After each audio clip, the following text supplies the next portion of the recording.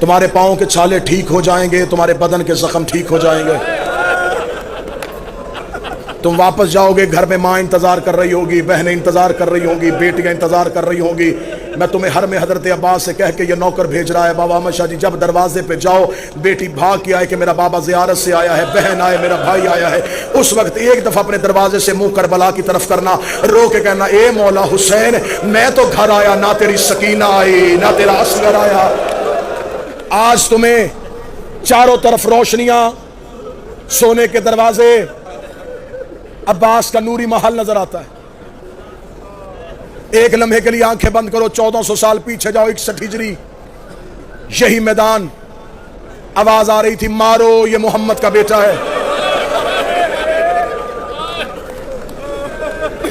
حرم کی زیارت کر کے جن گلیوں سے گزر کے اپنے اپنے ہوٹلز کی طرف جاتے ہو، یہ وہی گلیاں ہیں جہاں سے حسین کبھی کوہنیوں کے بل چلا ہے، کبھی کمر پہ ہاتھ رکھ کے چلا ہے، کبھی رو رو کے کہہ رہا تھا رستہ دو، میرا اکبر گھوڑے سے گر گیا ہے، کبھی کہہ رہا تھا مجھے رستہ دو، میں نے قاسم کی لاش اٹھانی ہے، کبھی کہہ رہا تھا کوئی مجھے عباس کی لاش پہ پہنچا دے۔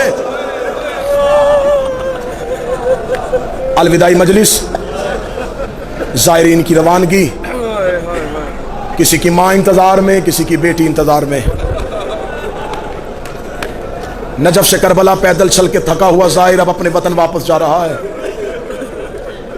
تمہارے پاؤں کے چھالے ٹھیک ہو جائیں گے، تمہارے بدن کے زخم ٹھیک ہو جائیں گے۔ تم واپس جاؤ گے، گھر میں ماں انتظار کر رہی ہوگی، بہنیں انتظار کر رہی ہوں گی، بیٹیاں انتظار کر رہی ہوں گی۔ میں تمہیں حرم حضرت عباس سے کہہ کے یہ نوکر بھیج رہا ہے، بابا احمد شاہ جی جب دروازے پہ جاؤ، بیٹی بھاگ کے آئے کہ میرا بابا زیارت سے آیا ہے، بہن آئے، میرا بھائی آیا ہے، اس وقت ایک دفعہ اپنے دروازے سے منہ کربلا کی طرف کرنا، رو کے کہنا اے مولا حسین، میں تو گھر آیا، نہ تیری سکینہ آئی، نہ تیرا اصغر آیا۔ بیٹے کربلا سو گئے، بیٹی شام سو گئی، بیٹے کربلا سو گئے، بیٹی شام سو گئی۔ آج تمہیں چاروں طرف روشنیاں، سونے کے دروازے، عباس کا نوری محل نظر آتا ہے۔ ایک لمحے کے لیے آنکھیں بند کرو، 1400 سال پیچھے جاؤ، 61 ہجری، یہی میدان، آواز آ رہی تھی مارو یہ محمد کا بیٹا ہے۔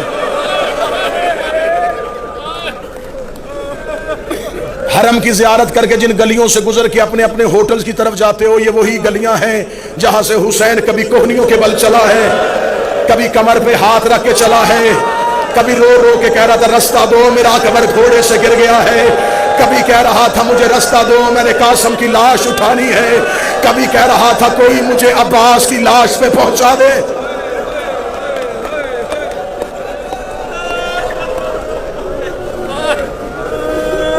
زائرین کا طریقہ کار ہوتا ہے شادمان بھائی، زائرین کا طریقہ کار ہوتا ہے کاظمی بھائی، جب بھی یہ زیارت کے لیے آتے، پہلے دن ساری زیارتیں نہیں ہوتی، سالار کہتا تھوڑا سکون کرو، پہلے 2 شہنشاہوں کی زیارت کرو، ایک دن سکون کرنے کے بعد پھر ہم تمہیں اطراف کی زیارات کروائیں گے۔ زائر سکون کے ساتھ زیارت کرتا ہے، اطراف کی زیارت کے لیے جاتا ہے، مقام علی اکبر، مقام علی اصغر، نہر فرات، مقام صاحب الزمان، سرکار اون جناب حر۔ ایک دن کی زیارت کا مسافت، رات کو زائر تھک کے آتا ہے، کہتا اب ہمت نہیں حرم جانے کی، سارا دن زیارات کی، تھک گیا ہوں۔ تم نے وہ زیارت پیدل نہیں کی ہوتی، تمہیں بہترین گاڑیوں میں کروائی جاتی ہے، تم ایک دن ان تمام زیارات کو کر کے تھک جاتے ہو، ایک دن میں ان ساری جگہوں پہ گیا ہے محمد کا بیٹا۔ اکبر کے جگر سے برچھی نکالی ہے، اصغر کی گردن سے تیر کھینچا ہے، فرات کے کنارے جا کے عباس کی آنکھ سے تیر نکالا ہے، قاسم کی لاش پورے مقتل سے چنی ہے۔ سادات و غیر سادات میں معافی مانگ کے کہتا ہوں، حسین تنہا یہ تمام امتحان دیتا رہا۔ حسین نے کہا میرا امتحان مشکل ہے، لیکن جب شام کی قیدیں نبھا کے حسین کا بیٹا سجاد واپس کسی کربلا میں اپنے بابے کا پہلا چہلم کرنے کے لیے آیا تھا، سید الساجدین نے آ کے 3 اونٹ کربلا کے ٹیلوں پہ کھڑے کیے۔ سید الساجدین نے اپنی جھکی ہوئی کمر کو الف کی طرح سیدھا کیا، دیکھ کے کہنے لگے اے بھیا علی اکبر، برچھی کھانا آسان ہے، اے علی اصغر، گردن پہ تیر کھانا آسان ہے، اے چچا عباس فرات پہ سو جانا آسان ہے، اے قاسم لاش پامال کروانا آسان ہے، اے بابا حسین تیرا ضربے کھانا آسان ہے۔ لاشوں نے اٹھنا شروع کیا، آواز آئی تیر آسان، برچھی آسان، نیزہ آسان، پامالی آسان، پھر مشکل کیا ہے؟ میں دیکھوں گا کون بندہ ہے جو غازی کی حرم پہ سر کا ماتم نہ کر سکے۔ سجاد کہتا اٹھو میں تمہیں بتاؤں، زینب جیسی ماں 9 گھنٹے بغیر چادر کے شرابیوں کے بازاروں میں بدماشوں کے بچ، ہائے حسین کے، ہائے زینب کے، زینب جیسی ماں 9 گھنٹے بغیر چادر کے شرابیوں کے دربار میں۔ سن لیے چہلم کے مضامین، آخری 3 یا 4 منٹ کا مصاحب سنو۔ قید نبھا کے واپس پہنچی میری شہزادی مدینے۔ مدینے پہنچ کے میری شہزادی نے، اکثر ممبر سے کہا جاتا ہے کہ بی بی نے پوچھا سجاد یہ کون سا شہر ہے؟ نہیں، عالمہ غیر معلمہ تھی، یہ نہیں پوچھا کون سا شہر ہے۔ بی بی نے کہا ہے سجاد یہ مدینہ ہے؟ جی اماں یہ مدینہ ہے۔ بی بی رو کے کہتی پہلی بار باہر سے دیکھا۔ اس جملے میں بھی مصیبت تھا اگر تم رو لیتے، اس جملے میں بھی پہاڑ تھا مصیبت کا اگر تم برداشت کر لیتے۔ میں نے پہلی بار باہر سے دیکھا، 28 رجب کو گئی تھی تو عباس کے پہرے میں گئی تھی۔ سجاد ہو سکے مجھے نانا کی قبر پہ لے جاؤ۔ مولا سجاد نے ماں کا ہاتھ تھاما، قبر مصطفیٰ پہ آئے۔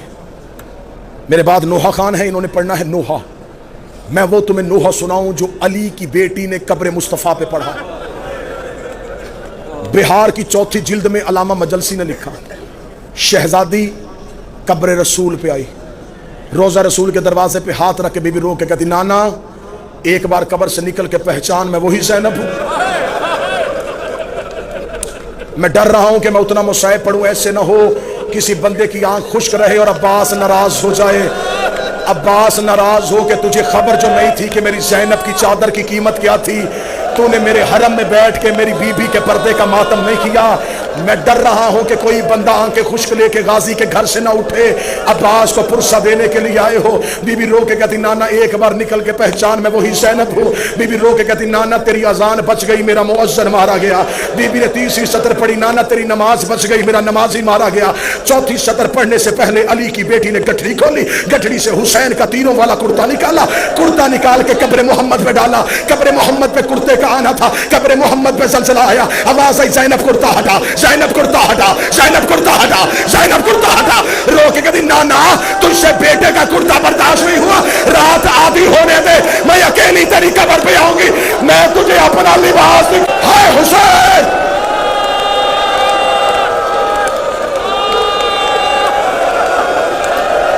امت نے اتنا تیرے بیٹوں کو نہیں مارا جتنا تیری بیٹیوں کو مارا۔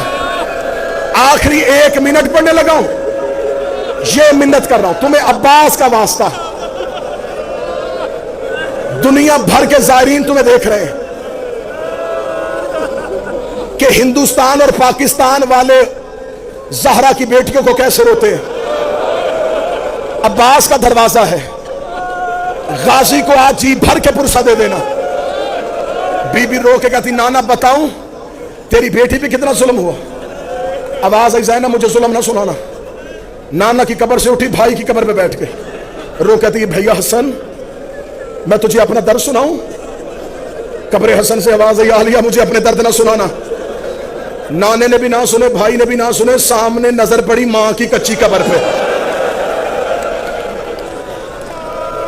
میری مائیں بہنیں بیٹیاں بیٹھی ہیں، غازی کے پناہ میں آئی ہو، غازی کی پناہ میں اپنی گھروں کو جاؤ۔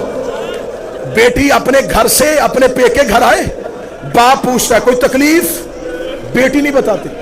بھائی پوچھتا بہن کوئی تیرے گھر میں تکلیف، شریف بہنیں بھائیوں کو بھی نہیں بتاتی۔ جب لگتی ہے نا ماں کے گلے، رو کے کہتی بابا پوچھتا رہا میں نہیں بولی، بھائی پوچھتا رہا میں نہیں بولی، अम्मा मुझे अपने घर में बड़ी तकलीफ है।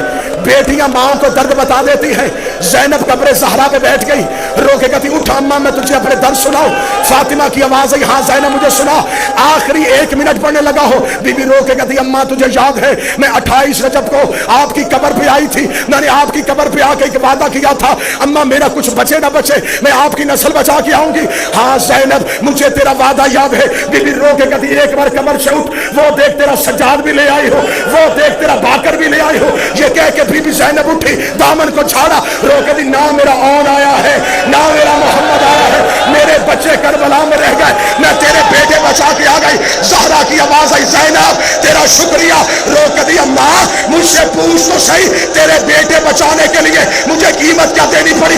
ज़ैनब क्या कीमत दी? कहती हुसैन घोड़े की ज़ीन से गिरा, 300 कातल हाथों में नेज़े लेके मेरे खेमे में आया। अम्मा ये सज्जाद को कत्ल करने लगे, मैंने सज्जाद को पुष्प में उठाया, कोई दाएं से नेज़ा कोई बाएं से नेज़ा, मेरा सर जख्मी मेरे बाजू जख्मी, तेरा सज्जाद बच गया, तेरी ज़ैनब